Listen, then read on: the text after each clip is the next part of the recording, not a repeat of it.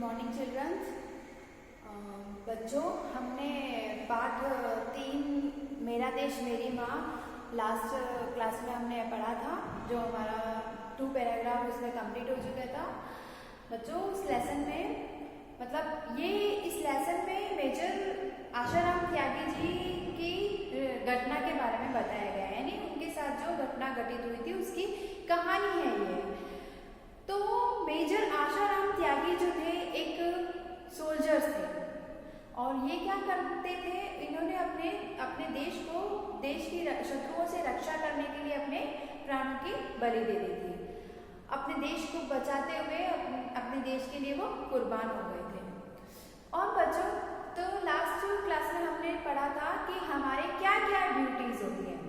तो हमारे क्या कर्तव्य है, फर्स्ट रेस्पॉन्सिबिलिटी यानी सुप्रीम ड्यूटी है ना, हमारा परम पुनीत कर्तव्य क्या होना चाहिए। हमारा देश के शत्रुओं से रक्षा करना हमारा परम पुनीत कर्तव्य है। मैंने बच्चों पिछली जो क्लास से रिलेटेड मैंने जो आपको लेसन एक्सप्लेन किया था, जो 2 पैराग्राफ मैंने आपको एक्सप्लेन किया था, उससे रिलेटेड मैंने आपको क्वेश्चंस दिए थे। तो आपने सभी ने उनके आंसर करेक्ट लिखे हैं। ओके, सम ऑफ चिल्ड्रंस है जिन्होंने करेक्ट नहीं लिखे हैं और स्पेलिंग मिस्टेक्स बहुत ज़्यादा हैं। तो बच्चों, मैं आपको बताती हूँ कि क्वेश्चंस क्या थे। फर्स्ट क्वेश्चन था हमारा कि जो भी क्वेश्चन थे उनके सारे आंसर मिनिमम सभी ने अच्छे से आंसर किया था।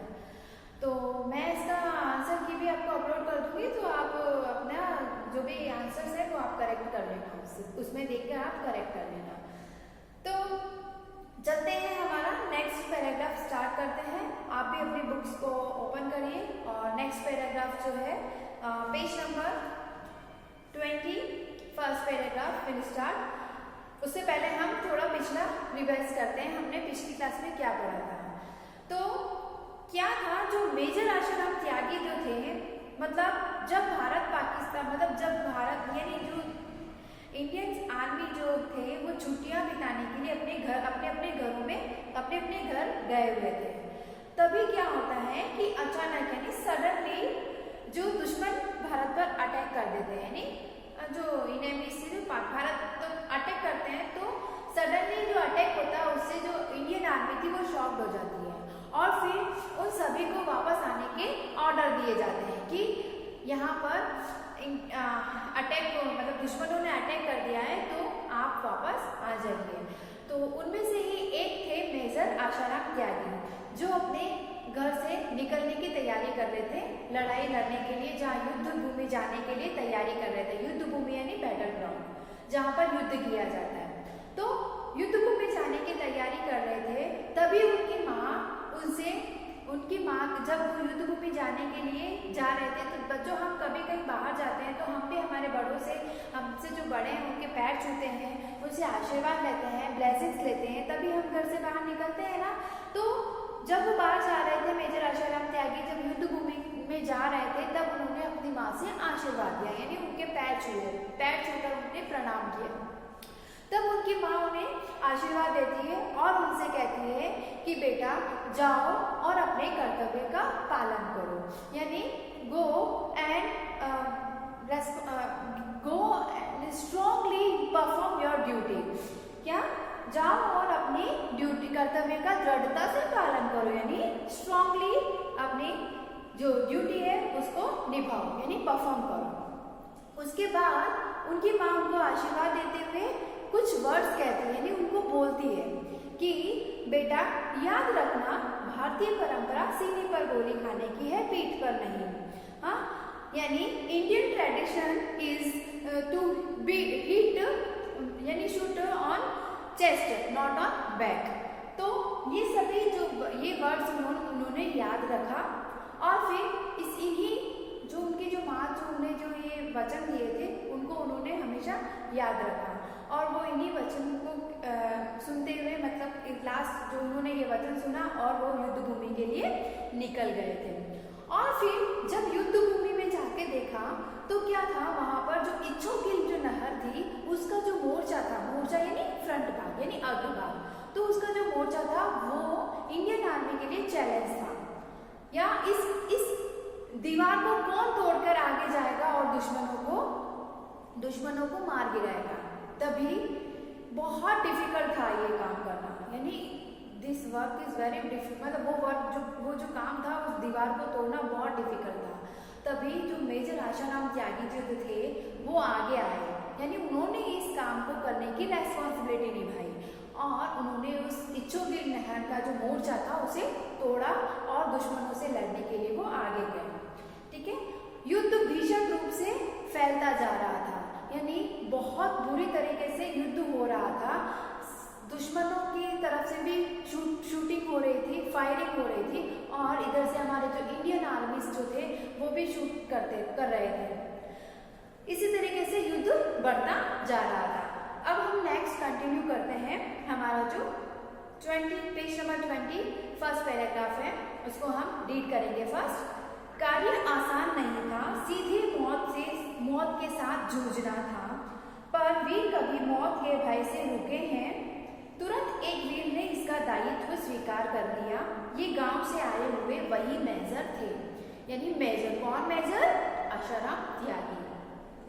यानी वो जो काम था इच्छोगिल नहर की दीवार को तोड़ना और दुश्मनों से लड़ना बहुत डिफिकल्ट था। तो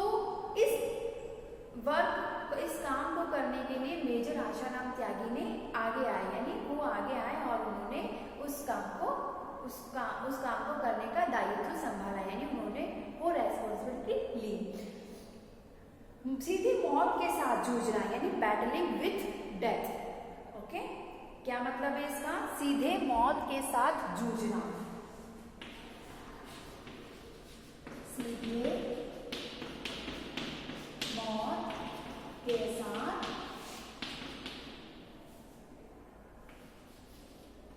जूझना का मतलब होता है बच्चों बैटलिंग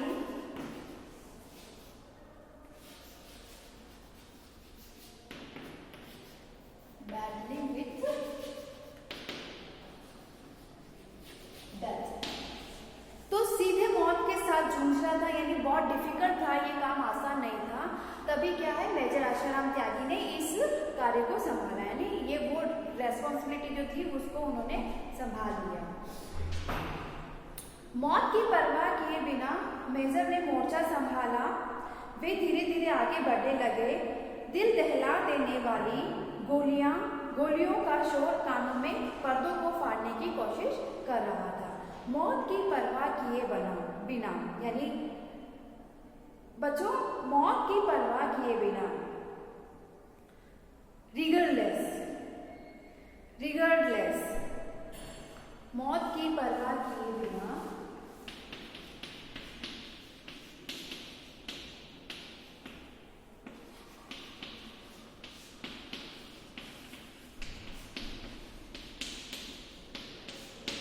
क्या मतलब है बच्चों इसका? रिगर्डलेस ऑफ डेथ।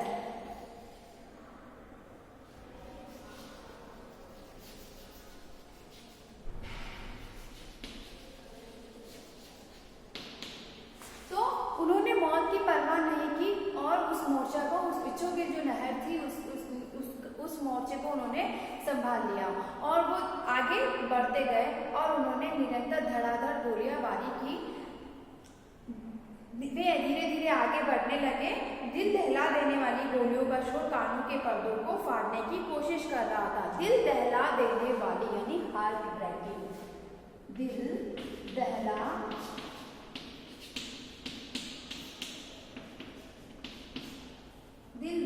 देने वाली का मतलब है हार्ट ब्रेकिंग।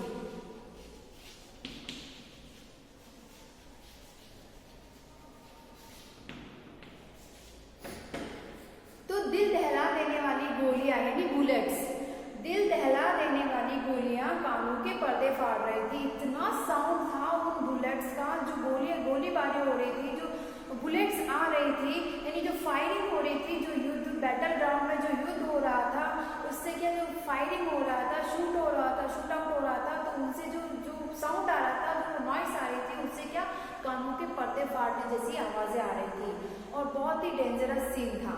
तभी मेजर, लेकिन इन सभी सीन्स को यानी इन सब के बिना परवाह किए मेजर जो थे, मेजर पर देशभक्ति का जोश मौके का इंतजार किया जाए इतना भी समय नहीं था, इसलिए वे धड़ाधड़ गोलीबारी करते हुए दुश्मन के टैंकों को ध्वस्त करते हुए आगे बढ़ रहे थे। उन्होंने क्या किया, मेजर जो थे, मेजर आशाराम त्यागी जो थे, उनमें क्या देश प्रेम था, देश प्रेम की भावना थी, देशभक्ति का जोश उन पे पूरी तरह से छाया हुआ था। इसलिए वो क्या, उन्होंने मौके का इंतजार नहीं किया, यानी कोई भी चांस नहीं देना चाहते थे कि दुश्मन आके उन पे अटैक करे या किसी भी चांस को वो फायदा उठाए कि तो मतलब दुश्मनों को ऐसा नहीं लगना चाहिए कि जो इंडियन आर्मी से वो वीक है।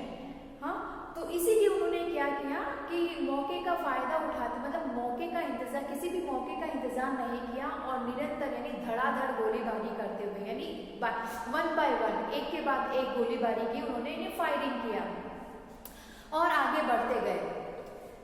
गोलीबारी करना यानी शूट आउट, गोलीबारी यानी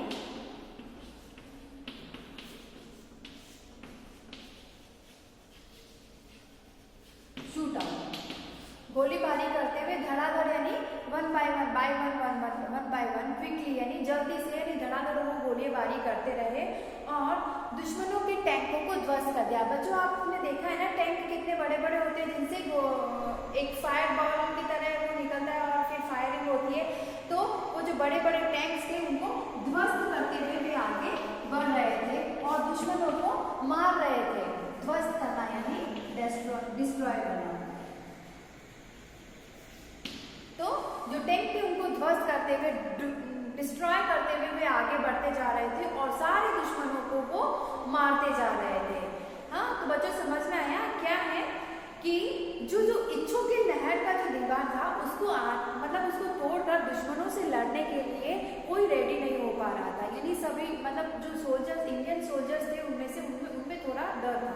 तो मतलब बहुत डिफिकल्ट काम था ना, तो उसको करने के लिए कौन आगे जाए ये सोच रहे थे। तभी क्या थे, जो मेजर आशाराम त्यागी जी थे वो इस काम को करने के लिए आगे आए और उन्होंने अपनी मौत की परवाह नहीं की। अपनी मौत की परवाह किए बिना उन्होंने वो आगे गए और उन्होंने सभी दुश्मनों को मार गिराया और मोर्चे को उन्होंने संभाल लिया। जो इच्छू की नहर पर जो दीवार का जो मोर्चा था उनको उन्होंने संभाला और फिर उन्होंने सारे दुश्मनों को मार गिराया। धड़ाधड़ गोलीबारी करते हुए, शूट आउट फायरिंग करते हुए उन्होंने सारे दुश्मनों को मार गिराया, यानी उनको हरा दिया, मार दिया और सारे जो दुश्मनों के जो टैंक थे उनको सभी को डिस्ट्रॉय कर दिए। डिस्ट्रॉय करते हुए वे आगे बढ़ते जा रहे थे। तभी दुश्मन की कई गोलियां एक साथ सनसनाती हुई आई और मेजर के हाथ व पेट में घुस गई। मगर भारतीय परंपरा सीने पर गोली खाने की है, पीठ पर नहीं। माँ के ये शब्द प्रेरणा दे रहे थे। वे चोट की परवाह किए बगैर आगे बढ़ते रहे और गोलियां आकर उनके सीने में घुसती गई। बच्चों, जब वो दुश्मनों से लड़ाई कर रहे थे, दुश्मनों को मार रहे थे, उनके दुश्मनों जो इनेमीज, जो सामने वाली जो इनेमीज पार्टी थी, उनके सारे टैंकों को वो डिस्ट्रॉय करते हुए जब वो आगे बढ़ रहे थे तो क्या सामने से भी फायरिंग हो रही थी। तो उन फायरिंग की वजह से उनको क्या हुआ, उनके सीने में मतलब उनके एक हाथ में और एक पेट में भी गोली लगी थी, यानी उनको बुलेट्स आई और उनके हाथ को और पेट में इंजरीज हो गई थी। यानी तभी उनको याद आया, उनको क्या याद आया कि भारतीय परंपरा यानी Indian tradition is shoot on chest not on back. तो उनको ये जो लाइन्स थी, उनकी माँ के ये शब्द थे। किनके थे ये वर्ड?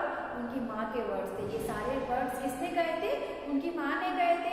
तो उनकी माँ के जो ये शब्द थे, यानी उनकी माँ के ये वर्ड्स उनको इंस्पिरेशन कर रहे थे, यानी प्रेरणा देना, यानी इंस्पिरेशन करना, यानी इंस्पायर कर रहे थे उनको आगे बढ़ने के लिए और दुश्मनों से लड़ने के लिए उनको प्रेरित कर रहे थे और उनको मतलब हौसला दे रहे थे कि नहीं, माँ की उनकी जो माँ के जो वर्ड्स थे उनको याद आ रहे थे। तो उन्होंने जो उनकी जो इंजरीज हुई थी पेट में और हाथ में जो उनको गोली लगी थी, यानी बुलेट्स जो उनको लगी थी, उन्होंने उसकी परवाह ही नहीं की, यानी डोंट केयर, मतलब उन्होंने उसकी बिल्कुल परवाह नहीं की कि मुझे चोट लगी है।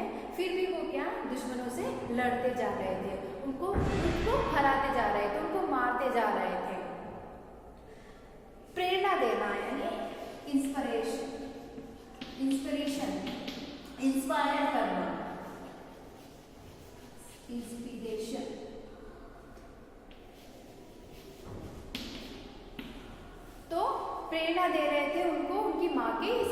वर्ड्स। और चोट की परवाह करना बना, चोट यानी इंजरीज।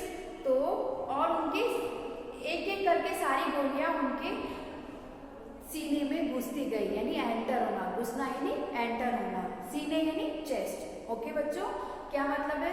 सीना यानी चेस्ट, एंड घुसना यानी एंटर करना। तो एक एक करके सारी गोलियां उनके सीने में एंटर होती गई और इसी तरीके से क्या हुआ, कंडीशन बहुत खराब हो गई थी, बहुत ही क्रिटिकल कंडीशन हो चुकी थी मेजर आशाराम त्यागी जी की।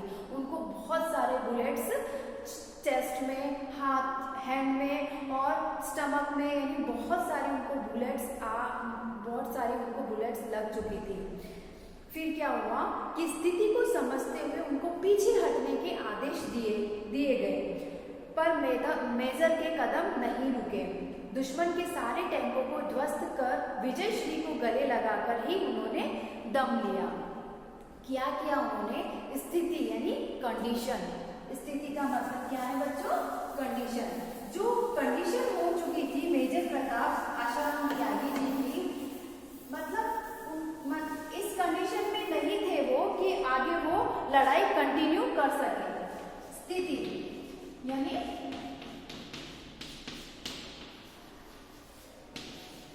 कंडीशन।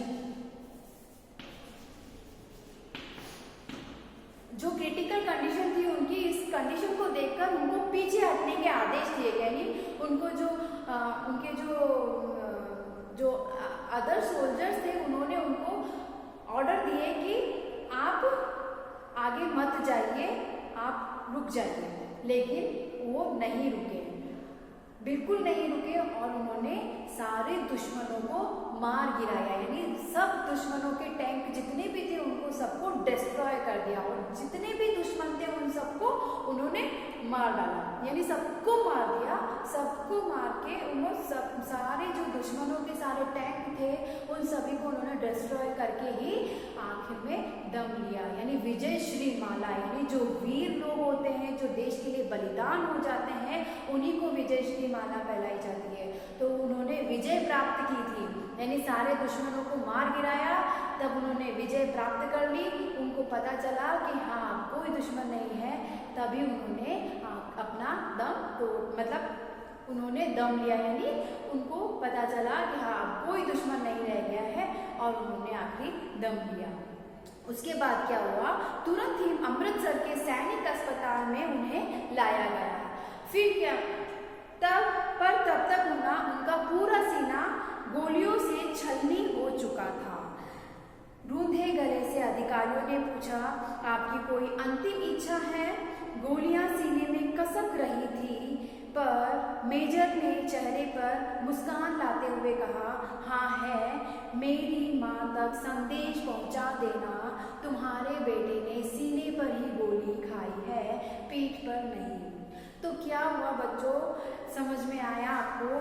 क्या हुआ था कि जब मेजर आशाराम त्यागी जी को इतनी सारी बुलेट्स लग चुकी थी तो उनको फास्टली, यानी सारे दुश्मन मर चुके थे, सभी दुश्मनों को उन्होंने मार डाला था। उसके बाद फास्ट से, यानी तुरंत, यानी क्विकली उनको हॉस्पिटल ले जाया गया। जो सैनिक, यानी मेजर अस्पताल, अमृतसर का जो मेजर अस्पताल है, सैनिकों का जो अस्पताल होता है, हॉस्पिटल होता है, उस हॉस्पिटल में उनको ले जाया गया।